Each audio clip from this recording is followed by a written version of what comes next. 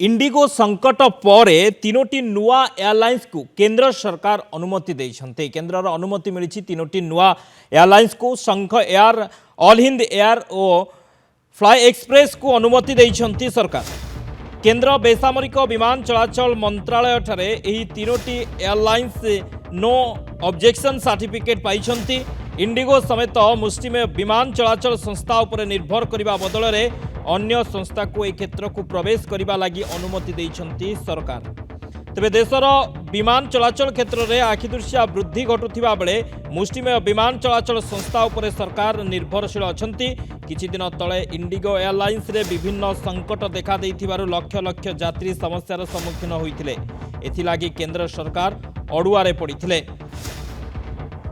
All Hind air केरलर Al Hind group थिबा बेले फ्लाई एक्सप्रेस हेउछि एक प्रस्तावित एयरलाइन। आसंता वर्ष शंख एयर विमान उड़ाण भरिब।